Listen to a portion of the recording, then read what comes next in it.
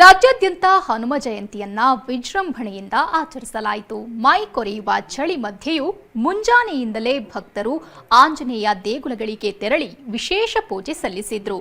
ಅತ್ತ ಅಂಜನಾದ್ರಿ ಬೆಟ್ಟ ನಾಳೆ ಹನುಮ ಮಾಲೆ ವಿಸರ್ಜನೆಗೆ ಸಿದ್ಧಗೊಳ್ತಿದೆ.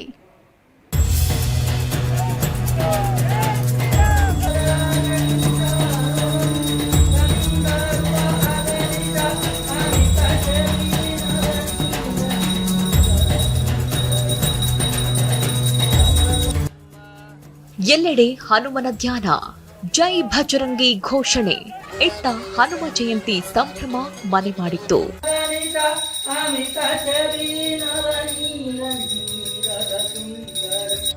ಚಿಕ್ಕಬಳ್ಳಾಪುರದ ಶ್ರೀ ವೀರಾಂಜನೇಯ ಸ್ವಾಮಿ ದೇವಾಲಯ ಕಂಗೊಳಿಸ್ತಾ ಇತ್ತು.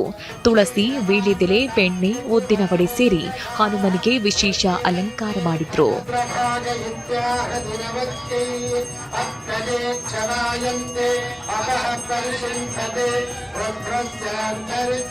ಆದಿಚುಂಚನಗಿರಿಯ ಡಾಕ್ಟರ್ ನಿರ್ಮಲಾನಂದನಾಥ ಶ್ರೀಗಳು ವಿಶೇಷ ಹೋಮ ಅಭಿಷೇಕ ನೆರವೇರಿಸಿದ್ರು.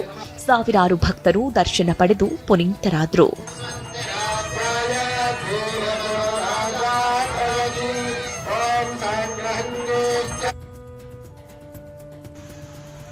ಇತ್ತ ಕೋಲಾರದ ಕೊಂಡರಾಜನಹಳ್ಳಿ ವರಪ್ರಸಾದ ಆಂಜನೇಯ ಸ್ವಾಮಿ ದೇಗುಲದಲ್ಲೂ ಹನುಮ ಜಯಂತಿ ಸಡಗರ ಮನೆ ಮಾಡಿತ್ತು. ಹನುಮ ಮೂರ್ತಿಗೆ ಶ್ರೀರಾಮನ ಜಪಿಸುವ ವಿಶೇಷ ವಾನರ ಅಲಂಕಾರ ಮಾಡಲಾಗಿತ್ತು. ನೋಡಿ, ಬೆಟ್ಟದ ಮೇಲೆ ಬೆಟ್ಟದ ಕೆಳಗೆ ಸಹಸ್ರಾರು ಭಕ್ತರು ಕೊಪ್ಪಳ ಜಿಲ್ಲೆ ಅಂಜನಾದ್ರಿ ಬೆಟ್ಟ ನಾಳೆಯ ಹನುಮ ಮಾಲೆ ವಿಸರ್ಜನೆಗೆ ಸಿದ್ಧಗೊಳ್ತಾ ಇದೆ.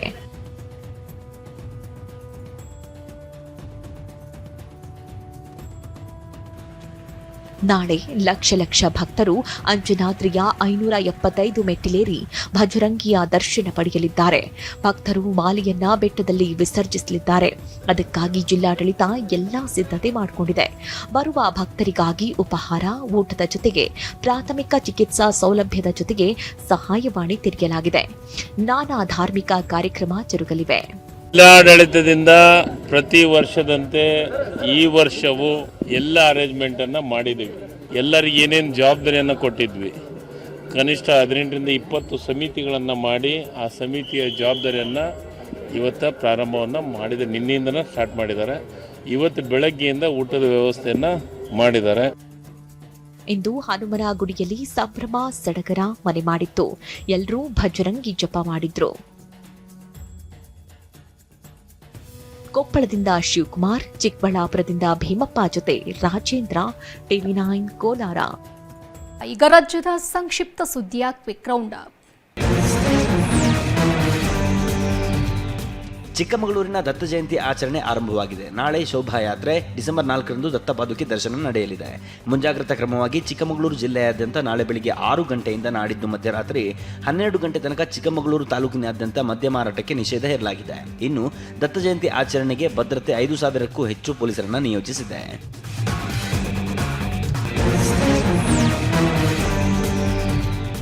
ಅಧಿವೇಶನದ ಹೊತ್ತಿನಲ್ಲೇ ಬೆಳಗಾವಿ ವಿಭಜನೆ ಕೂಗು ಜೋರಾಗಿದೆ. ಗೋಕಾಕ್ ಜಿಲ್ಲೆ ರಚನೆ ಮಾಡುವಂತೆ ಆಗ್ರಹಿಸಿ ನಾಳೆ ಬಂದ್ಗೆ ಕರೆ ನೀಡಲಾಗಿದೆ. ಸಂಗೊಳ್ಳಿ ರಾಯಣ್ಣ ವೃತ್ತದಿಂದ ಬಸವೇಶ್ವರ ವೃತ್ತದವರೆಗೂ ಬೃಹತ್ ಪ್ರತಿಭಟನೆ ರ್ಯಾಲಿಗೆ ತೀರ್ಮಾನ ಕೈಗೊಂಡಿದ್ದಾರೆ.